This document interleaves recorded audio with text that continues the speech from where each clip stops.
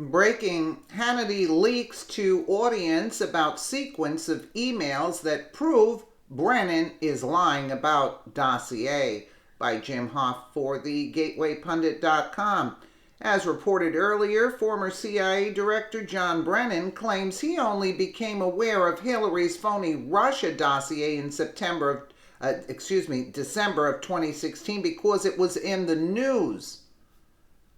Late summer of 2016, former Senate Majority Leader Harry Reid wrote a letter to James Comey asking him to investigate allegations Donald Trump's campaign colluded with Russia just days after meeting with John Brennan.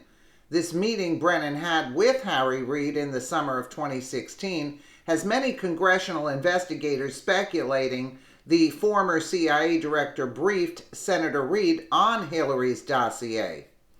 Harry Reid is not available for a comment. Are we surprised? No. On Monday night, Hannity dropped this bomb on John Brennan. Let's take a quick listen. That's right. Just look how Mike Flynn was treated by Bob Mueller.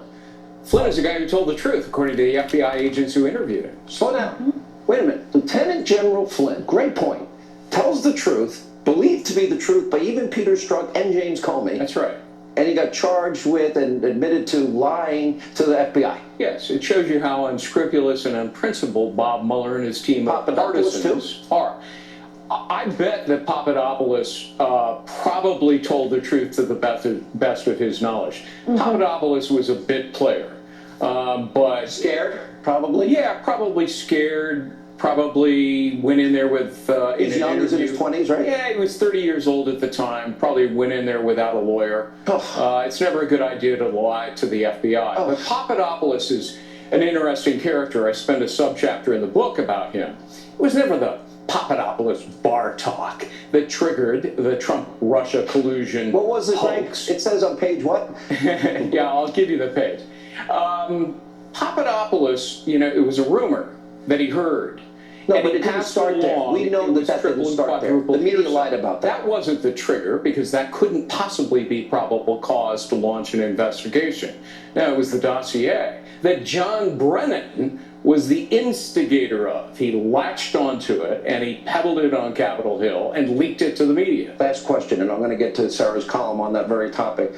Would Paul Manafort be investigated but for the fact that he worked for Trump? Would Michael Cohen have had to go through all he's going? They're talking about his taxi cabs, medallions in New York. It's a long story.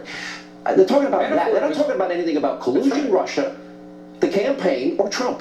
That's right. So these guys, are they being persecuted or prosecuted? Oh, they're being persecuted. Singled out about it. The tax division of the DOJ actually investigated for years Paul Manafort. And they came to the conclusion that there wasn't sufficient evidence to bring charges. But it's wrong to read 3 days in, 18 charges, 95% conviction rate in federal courts. Right. It's hard for him. If he gets off, he will be the 5%. Yes, but good luck with unlimited resources and the power of the federal government. And he has another trial. His life's over. And it screwed him royally. All right, Sarah, let's go very keenly to this whole issue. Then this gets to the heart of Brennan, and you actually spoke to Brennan's former spokesperson. Let's talk about what you found as it relates to Harry Reid leaking the dossier. So Brennan's former spokesperson, Deputy Chief of Staff Nick Shapiro, told me that Brennan in no way at any point in time during the summer of 2016 had access to the dossier, Sean. And he said that he didn't find out about the dossier, well, actually the contents of the dossier, until December 2016. Is he lying?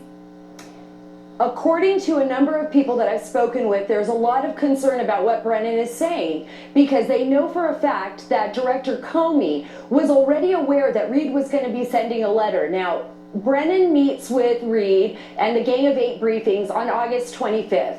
2 days later, he writes the letter. 2 days after that, on August 29th, it's leaked to the New York Times. So there's a coincidence here, a sequence of events that happened that they need to investigate.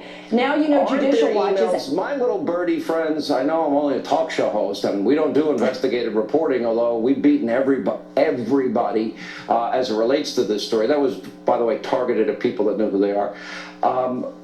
I just want to say, Isn't there an email chain that might prove this point? There's actually a sequence of emails that people want to obtain, and this is why Congress, this is why Judicial Watch and others are suing for Brennan's communications as well as Comey's and Reid's. And they may now, actually Reid, I prove wasn't that in able to fact get. he did do this and that he's lying about the Reid stuff? Is that what your birdies are telling you? Because that's what my little birdies are telling me. Well, there are birdies out there that do believe that, Sean, but I think we need to see those facts too before we go that far. But I do believe that's why they're looking for him. Last word. Brennan actually testified before Congress that in the summer of 2016, he knew about alleged Trump-Russia collusion. But he didn't read it. So his lawyer's words recently belie the truth. All right, great work. Congrats, 3 weeks. Great reporting, Sarah. We have a lot of news to get to tonight. When we come back, George, pop it up. Well, as you can see, you know that Brennan is lying. Oh, absolutely. Absolutely. He's a criminal. He's a criminal. And, you see how they said Manafort's life is over? I mean, can you imagine that? Wow. Like, all because of the Mueller, these people, the deep state. Wow. You can't go up against that crap, Let me know what you guys think in the comments below. And again, thank you so much for watching.